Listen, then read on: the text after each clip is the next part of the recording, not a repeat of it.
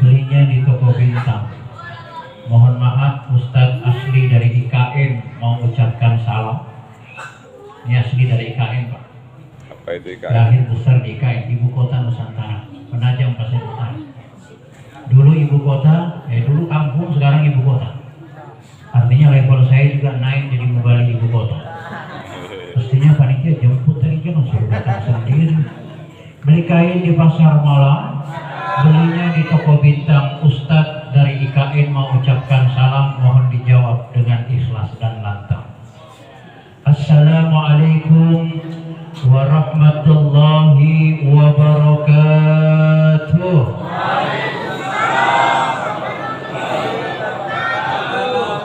Anak muda pergi menyelam ke laut Tarakan. Jauh ya, terserah saya. Dari suaranya menjawab salam, nampak sekali kalau seharian tak minum dan tak makan. Betul Pak ya? Alhamdulillah wa syukurillah wa la hawla wa la quwata illa billah, amma ba'du. Bersyukur kita kembali kepada Allah dengan ucapan Alhamdulillah sampai Ramadan malam yang ke-13. Betul Pak? Allah masih memberikan umur panjang, kesehatan, kekuatan, hidayah serta taufiknya kepada kita semua, sehingga kita dapat menuntaskan 12 puasa Ramadan kita, ibadah-ibadah fardu kita, serta amaliyah-amaliyah yang lainnya. Semoga diterima dan diridhai oleh Allah, dan kita senantiasa diistiqomahkan oleh Allah Subhanahu wa Ta'ala. Amin ya rabbal alamin. Berselawat kepada baginda Rasulullah sallallahu alaihi wasallam dengan ucapan Allahumma salli ala sayyidina Muhammad wa ala ali sayyidina Muhammad. Semoga kita semua kelak senantiasa mendapatkan syafaat dari beliau. Amin ya rabbal alamin. Bapak Ibu hadirin sidang jamaah salat Isya, lanjut dengan salat tarawih dan witir yang dimuliakan oleh Allah. Bapak Ibu boleh saya kasih pantun? Boleh ya. Ibu Mia naik motor Mio, buat Bapak Ibu semua sarangeo. Dan peristimewa Bapak Imam, sahabat saya kasih pantun juga kan? Ke pasar membeli pisang barangan, belinya di pasar Rawa Indah. Ini Pak Imam bukan orang sembarangan, orangnya ganteng, tidak kalah dengan artis India. Dari Mekah ke Meratus, Pak Imam ada ke 100. Bapak Ibu hadirin jamaah Isya dan tarawih yang dimuliakan oleh Allah, tema yang diamanahkan kepada saya di kesempatan ini adalah menjadi pribadi yang bersyukur. Jadi mau balik BKIDB seragam semua judulnya malam hari ini, menjadi pribadi yang bersyukur. Mudah-mudahan selesai tepat jam 10. Siapa sampai jam 10? Tadi beliau bisi saya, Ustadz 15 menit. Saya bilang jangankan 15 menit, 5 menit saya siap. 30 menit siap, 15 menit siap. Saya intinya seperti angkot Pak, jauh dekat tarifnya sama. Bercanda, jangan dipikirkan. Saya kalau ceramah tidak pernah mengharap amplop, maaf. Isinya juga enggak. Kalau isinya daun jeruk enggak ada artinya. Bukan amplopnya, bukan isinya, jumlahnya. Bercanda, jangan dipikirkan ya, diusahakan. Saya agak lelah sebenarnya hari ini Pak. Mudah-mudahan tetap semangat melihat Bapak Ibu. Ini jadwal saya 5 hari.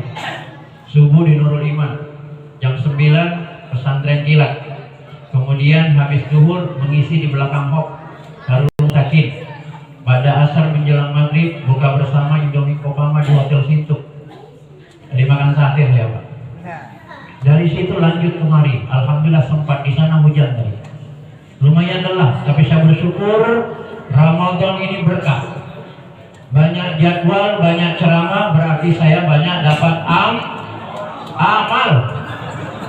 Ini gara-gara THR belum cair ya begini. Jadi banyak dapat amal. Selain banyak dapat amal, saya juga banyak dapat doa. Insya Allah. Sebenarnya jawabannya tidak salah, cuma kurang teliti. Astaga. Dan kalau saya ditanya lagi setelah terus Allah. Bapak hadirin, bicara tentang syukur. Apa maknanya syukur? Berterima kasih. Itu sebabnya Ramadan mendidik kita, mentarbiyah kita menjadi abd dan syakur, hamba Allah yang pandai bersyukur. Ada sebuah kisah menarik, Pak. Dulu ada sahabat Nabi namanya Amr bin As. Ini Amr bin As sebelum memeluk Islam, salah satu sahabat yang dicemburui oleh kalangan para sahabat yang lain. Kenapa dicemburui Amr bin As? Karena ketika itu beliau baru saja memeluk Islam, tidak dikenal oleh kalangan para sahabat, tapi Rasulullah memvonis sampai 3 hari 3 kali berturut-turut bahwa Amr bin As ini adalah calon penghuni surga. Walaupun calon, tapi itu keluar dari lidah Rasulullah yang mulia, kelak Amr bin As pasti masuk surga, walaupun calon. Beda dengan caleg, belum tentu. Apalagi calon wali kota 2024, belum tentu. Ini Amr bin As divonis Nabi baru calon, tetapi kelak pasti akan masuk surga. Maka ada sahabat yang paling penasaran akan keberadaan Amr bin As ini, sampai 3 malam beliau menginap, hanya ingin melihat apa istimewanya amalan Amr bin As. Ternyata tidak ada yang istimewa, Bapak Ibu. Tahajud 2 rakaat saja, witir pun hanya 1 rakaat.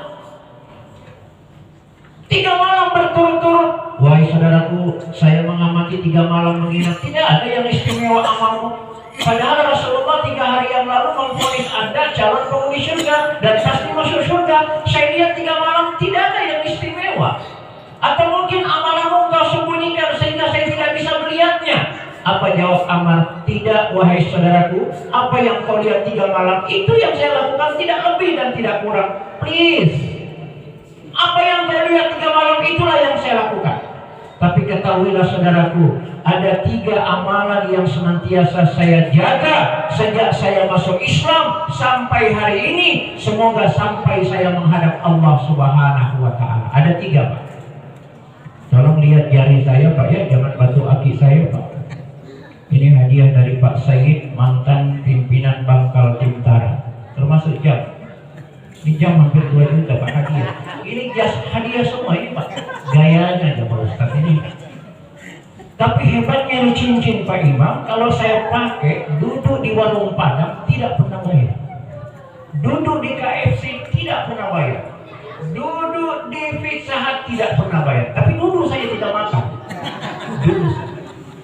Ada 3 kata beliau yang senantiasa saya jaga. Sampai hari yang pertama, selalu istiqomah dalam kebaikan.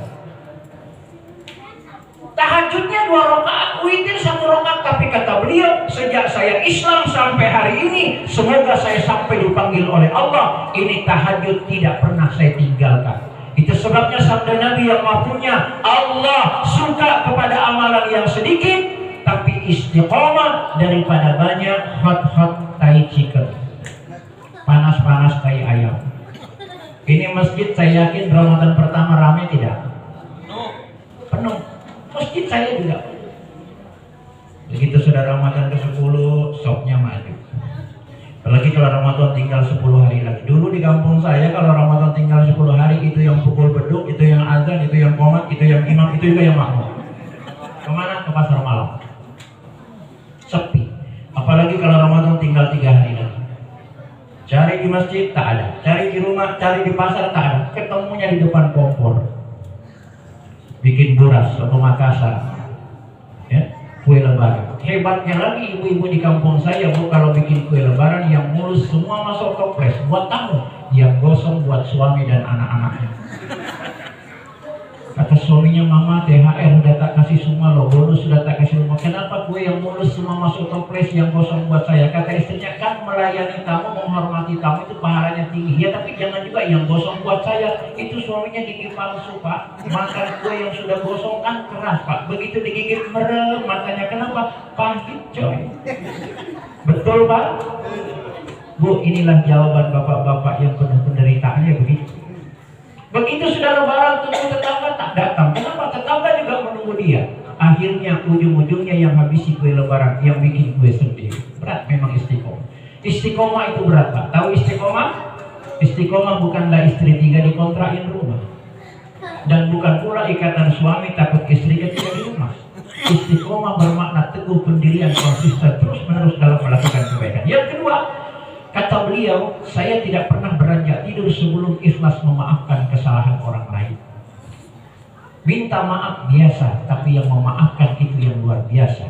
Makanya di antara tanda orang yang bertakwa, Ali Imran ayat 133 sampai 134, wal afina 'anil nas, memaafkan kesalahan orang lain. Yang ketiga kata beliau, saya senantiasa bersyukur kepada Allah atas nikmat yang Allah berikan kepada saya. Menurut riwayat Amr bin As ini Bapak Ibu, pekerjaannya mencari pelepah kurma untuk dijual dijadikan kayu bakar.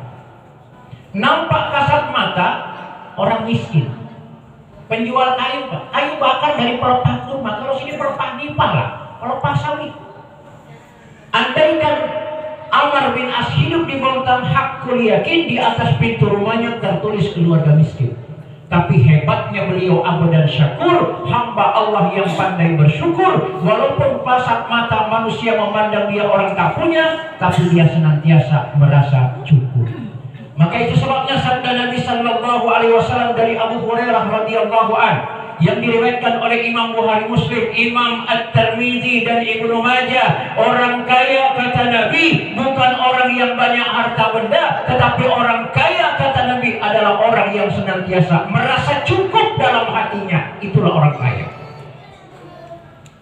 Siapa orang miskin? Orang miskin kata Nabi adalah mereka yang tidak pernah merasa cukup di dalam hatinya. Itulah orang miskin Pak. Biar bagaimana banyaknya hartanya, tapi kalau dia tidak pernah merasa cukup, maka sesungguhnya dia adalah orang miskin. Makanya perintah bersyukur ini Pak, berterima kasih atas nikmat Allah. Kalau kita lihat di dalam Quran surah Luqman ayat 12, wa may yashkur fa inna ma yashkuru li nafsi. Barang siapa yang bersyukur, yang pandai berterima kasih kepada Allah, sesungguhnya dia berterima kasih, bersyukur buat dirinya sendiri. Dan hebatnya lagi Pak, pintu rezeki itu ada 12. Tidak hanya lewat bekerja Pak. Bekerja pintu rezeki, tapi pintu rezeki tidak hanya lewat bekerja. Ada 12 Pak pintu rezeki. Selain bekerja apa? Bersyukur. Terus 10-nya kapan lagi Ustaz? Kapan-kapan nggak saya jelaskan. Undang saya lagi, strategi saya biar saya diundang lagi Pak. Pertama bekerja, yang kedua bersyukur. Mana buktinya kalau bersyukur pintu rezeki? La in syakartum la azidannakum wa la in kafartum inna azabi lasyadid. Ibrahim ayat 7. Barang siapa yang bersyukur akan nikmatku, maka niscaya aku akan tambah. Bayangkan Pak, kalau kita banyak bersyukur, qanaah, menerima apapun yang diberikan oleh Allah, Allah tambah. Itulah kemudian yang disebut dengan berkah. Termasuk bapak-bapak punya istri satu, disyukuri Pak. Insya Allah ditambah. Bapak-bapak senyum-senyum, ada niat Pak ya. Saya juga ada niat, cuma keberanian yang belum ada. Kadang saya berani Pak, cuma masalahnya di rumah lebih berani. Itu masalahnya Pak. Bersyukur. Bagaimana supaya kita merasa cukup, merasa kaya, ahli syukur?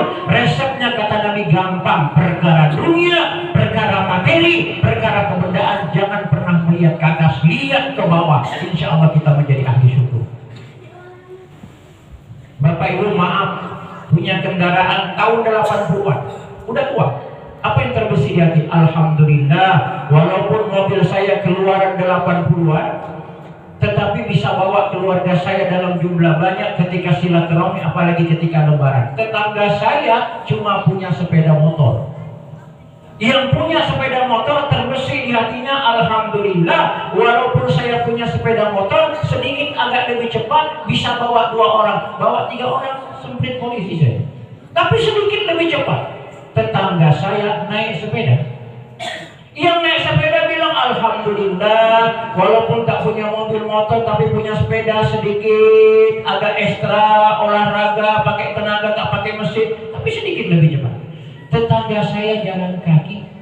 Yang jalan kaki bilang alhamdulillah masih bisa jalan. Tetangga saya stroke. Yang stroke bilang alhamdulillah masih hidup coy. Tetangga saya 2 hari yang lalu lewat.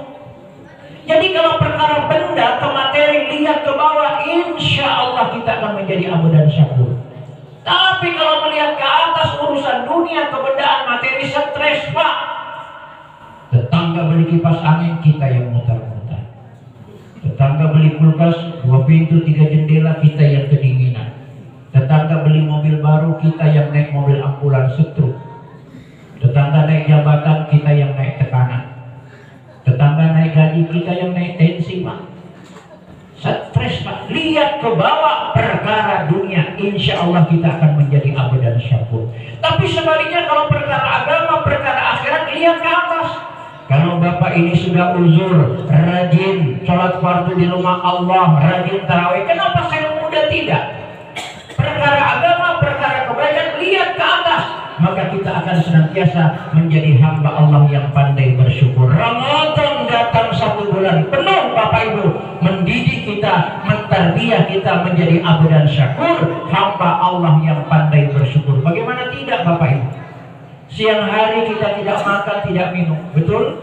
Bukan berarti kita tidak bisa beli makanan yang enak, bukan berarti kita tidak bisa membeli minuman yang enak, bisa. Tapi Ramadan ingin mendidik, menterbiah kita biar merasakan bagaimana penderitaan saudara kita yang sudah berhari-hari tidak makan. Betul, apalagi di Gaza Pak.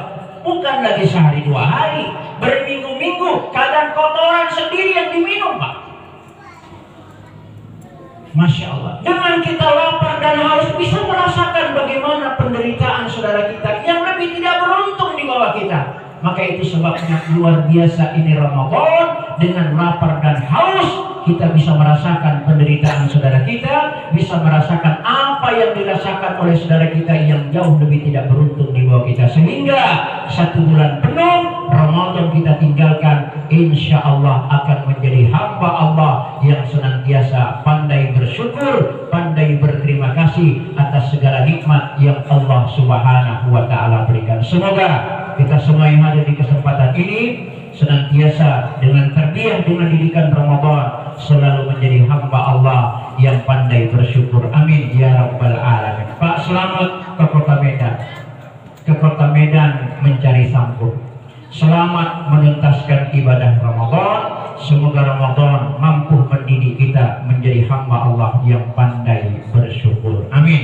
Putri titian sahabat Aura Kasih, cukup sekian. Terima kasih. Hadanallahu wa iyyakum ajma'in. Pak Taufik ke Surabaya, Pak salam ke Kota Batu.